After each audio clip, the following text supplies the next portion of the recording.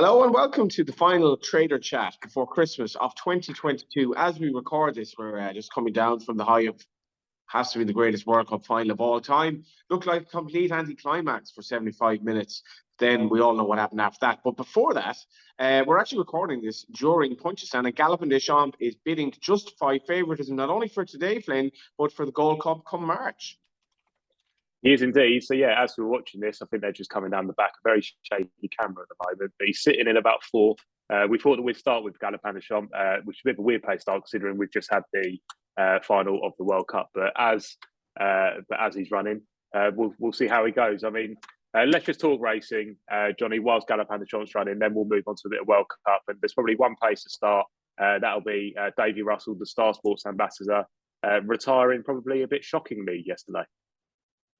Well, the Racing Post described it as a bombshell that Frankie Dettori was going to retire in 12 months' time when he's hitting the guts of, his mid-50s.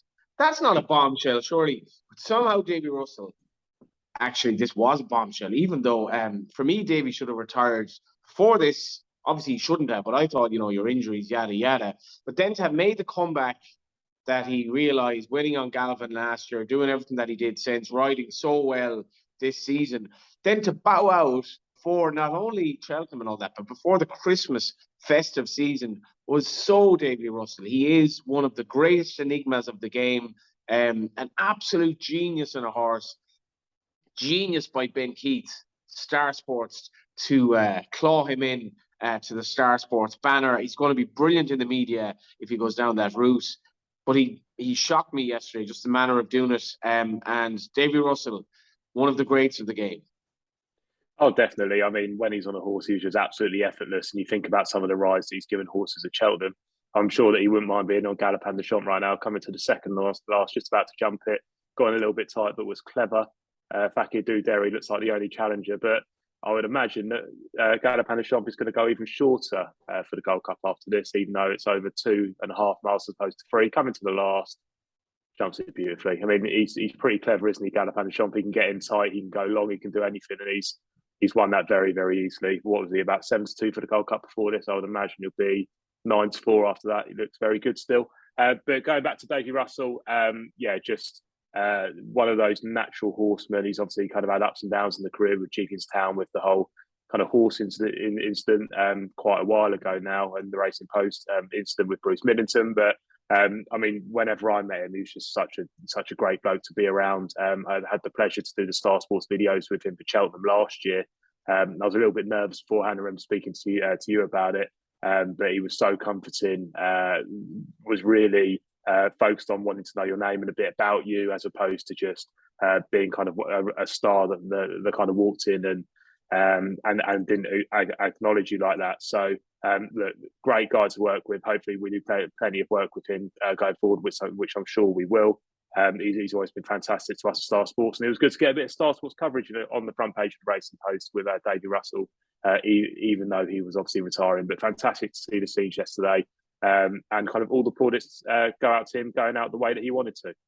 And the sad thing is, it was like when Carberry retired. They're just these races then when you get this image in your head of, if Paul Carberry were on this horse coming to a fence, and that used to light up my mundane Wednesday in college. But it hasn't dawned on me. Davy Russell's not riding horses anymore. And I can give all the plaudits I'm given here, and I can say he could have done this, he could have done that in terms of retirement. It hasn't dawned on me, just as a normal racing fan, that one of my favourite jockeys, without shadow of a doubt, he's not riding a horse again. And it's the end of an era as well for me, in that he was with Ferdy Murphy when I started getting into racing. Then he came back to Ireland and became the jockey. But he's always been there in terms of my sort of racing following for the last 20-odd years. And it's no more. And it's a sad day, but thankfully he gets out in one piece. And I imagine he has a lot left to offer the game. Yeah, well, you had that cluster of top jockeys in AP McCoy, Ruby Walsh, Dickie Johnson, Davy Russell. I feel like they were all kind of in their own little bubble in terms of talent and so there were loads of Nina and Peter. And now they've retired. You've obviously got loads of good jockeys coming through, but you've kind of got Paul Townend takes over that mountain speed. But he hasn't really. I don't think Paul Townend's really got that kind of star factor in terms of the media.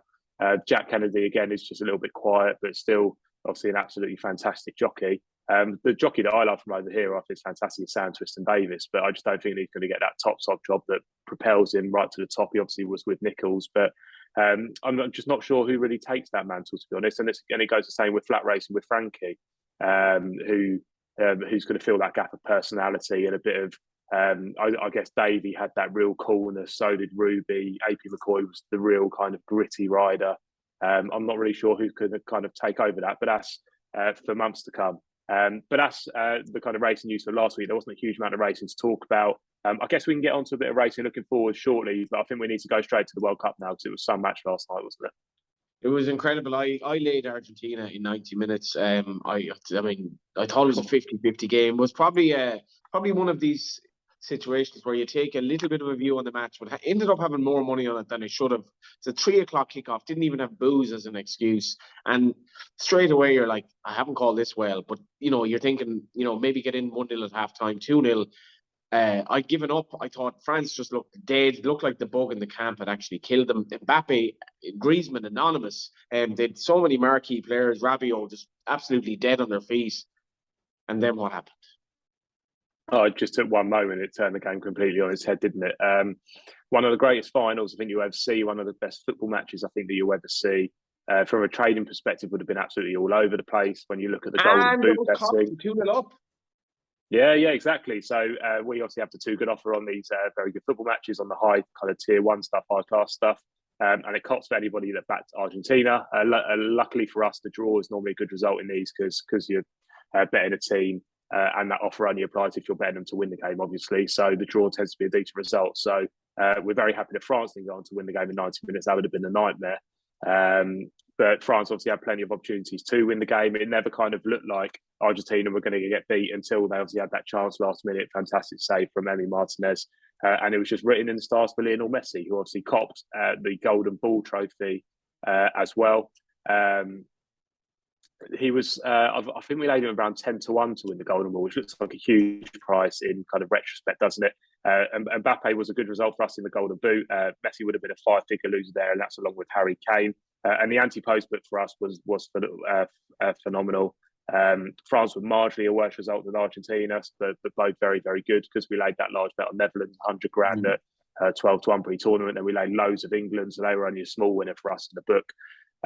Coming off, obviously, the field being very, very good winners. So we're very, very happy with that. We also won a few quid on the derivative markets. We won 50 grand on the USA bet. Then we won a decent sum on Qatar to qualify as well, because obviously they didn't qualify. So very, very good World Cup for us. We're very happy in terms of bet numbers, and the result was I wouldn't say perfect, but it was pretty phenomenal. We also did a correct score offer in the World Cup final, which had some fantastic take up. We took 4 figures worth of bets, where you got 50% of your stake backs as free bet if your correct score bet was beat. Weirdly, the Desmond Tutu was very, very popular and was the worst result for us, unfortunately. So we didn't want a Desmond, and a Desmond is what we got. I've never heard that slang before. That's phenomenal. Never heard of a Desmond.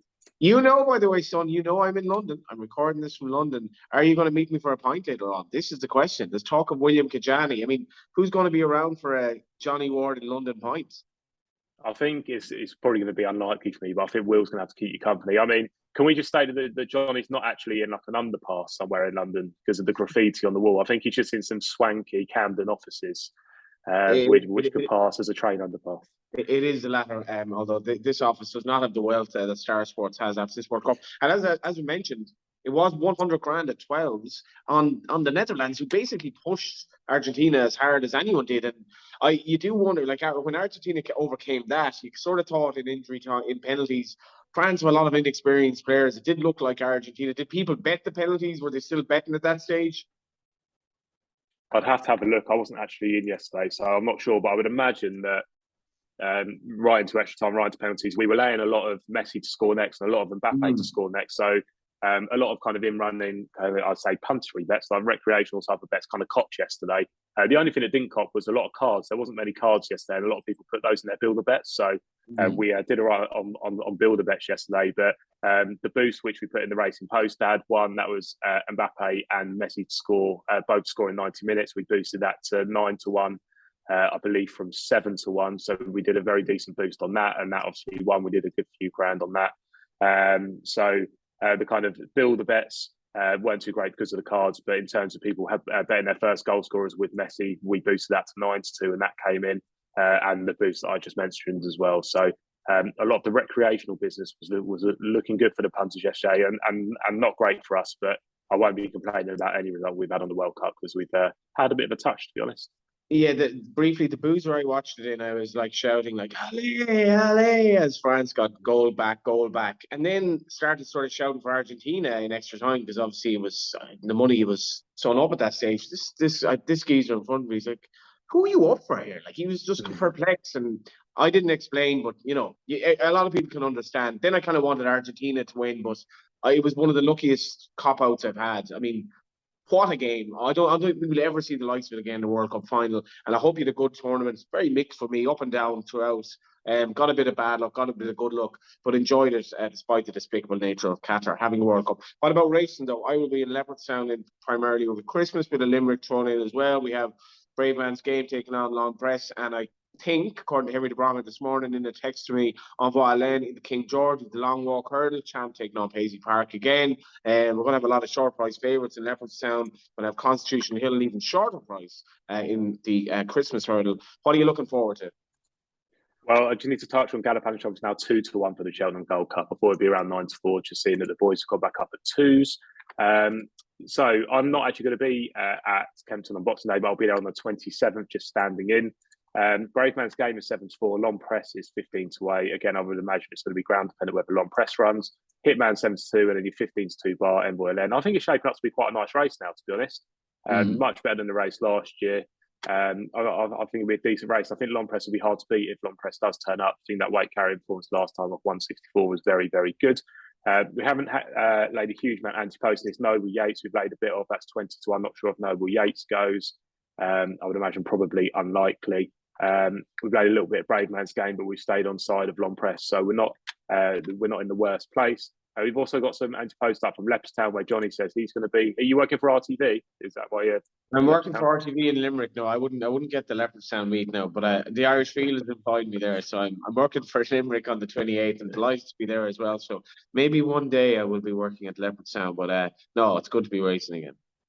You can catch Johnny on a rainy day at Ballinrobe, or I can't think of any other non-marquee Irish track, but it's not to be for Leopardstown for Johnny at Christmas, but maybe next year, Johnny. Yeah, not to be. I will be there anyway, and looking forward to it. I think, to be fair, the buzz, Stephen's Day, Boxing Day, whatever you want to call it, at Leopardstown is people are just desperate to get out of the house after Christmas Day, get a few hot whiskies in, back a few horses. It's a great time to be alive. Oh, definitely. I mean, I spend, or used to spend most of Christmas Day kind of looking at the cards for the next day and then the 27th. So, and I'm sure a lot of people will be doing the same, and they'll be wishing for sport to be back. Don't forget, we've got Premier League coming back as well from Boxing Day, so do check that out. We've got the Two Good offer going on there, and kind of re-injection of sport back in the country is coming very, very, very quickly. So that is kind of racing for this week. We've got most of Leopardstown up on site, so do take a look at that as well. But one thing I do just want to talk about quickly before we do finish up is the darts, because got to be the arrows. Yeah, the PDC World Championship has started back up again. It's been it's been a very competitive start. We saw some decent matches over the last couple of days. In terms of an offer, we do have an offer on the darts. It's called the above average offer, which I do quite like. Money back's a free bet if your player averages 99 or more but loses the match. So that was on the match winner market. That's up to 50 quid. So take a look at that if you want to have a bet in the main market. In terms of how the outrights look, just seeing if we are actually still up at a minute, which we are. Michael Van Gerwen is 5-2. Michael Smith is 11-2. He'd be my fancy Michael Smith. Gerwin price is 6-1. Peter Wright 10-1. Josh Rock is 14. So he's the kind of young pretender coming in. I think we laid him as big as 250-1. Bear with me, Johnny, while I see if I can get this up on screen, because it is a pretty Pretty outstanding lay that we've had here on. Where are we? Josh Rock. Yeah, Josh Rock right now, 14s. We've laid as big as we laid a nifty each way at 250 to 1, 62.5 quid each way at 200, pony each way at 200, and then the next price we've laid down from that is 20 to 1. Apparently, this kid is the next big thing. Yeah, apparently, yeah. I mean, I thought he was pretty shaky on stage the other night, so I just don't know whether he's going to be able to get loose enough and be consistent enough to go close. Well, there you go. But he is 14, so he's not a real short price. The other loser in the bet would be Gerwin Price. We've laid £5 at 6, £5 at 6, so he'd be a decent loser. Looking at Van Gerwen, he's also a loser. £5 at 5 to 2, £5 at 3 to 1. They got a decent price there. £1 at 5 to 2. So Gerwin Price, Van Gerwen, and Josh Rock would be our losers. My fancy, Michael Smith. We've laid actually the most bets on Michael Smith. I think we've tried to get him in the odds since we've laid the others. They decent few bets at kind of 14 to 1. That's obviously a very big price last year. And now he's into the 11 to 2. So not the best looking book in the world in terms of the darts. We have boosts on site every day, so do check that out. And we've also got all the derivative markets up. Stage of elimination markets for some of the other players as well, for Josh Rock, Luke Humphries, Johnny Clayton, Michael Smith. So there's plenty of markets to get involved in the darts, and that's obviously running now up to the new year. Check out the website, Jet. And if we're not talking to you again, thanks to everyone for supporting this podcast over the course of 2022. We've had a lot of cancellations of late, but it's great to have racing back again, Galopin Des Champs back, and as much as you can talk about the other aspects of this World Cup, football really was the winner on the day in terms of Messi winning an amazing World Cup, and the amount of bets that must have been wagered on that final alone, and the amount of extra points that were sank in London pubs alone as it went into extra time and penalties must have boosted this Brexit economy no end. That was Johnny Ward and FLYNN GOWARD. Enjoy Christmas. If I'm going to give you a winner, I am Maximus. Wherever he goes at Leopardstown, I would back him for William Mullins. Do you have one for us, Flynn? I am Maximus. What did he do last time? He was very, very well backed. And did he jump left-handed? Yeah, jumping violently left. Yeah. Is he going left-handed at Christmas? I can't imagine he goes to Limerick, so he goes to either a beginners or the grade 1 level. So I hope he goes to grade 1 because I think he's good enough. Okay, fine. So yeah, that's one to look out for. I've been given one in a bumper tonight actually at Punchestown. It's the Henry de Bromhead horse. I don't know if you've heard a word for this. I can't remember the name of it. You're going to have to remind me. Slate something maybe. Yeah, I'm not even sure the name. And also, I think by the time this goes out, this will be a Flynn tip that has already run. Yes, it will. So hopefully it's one. I can tell you that it's before. I think it's about 15 to 8. It's second favourite to Isaac Swade and Simon Munir, William Mullins horse. So that is one just to keep an eye on in terms of notebooks. And that was Trader Chat. And we shall talk to you again, if not next week, in 2023. Have a happy Christmas and New Year.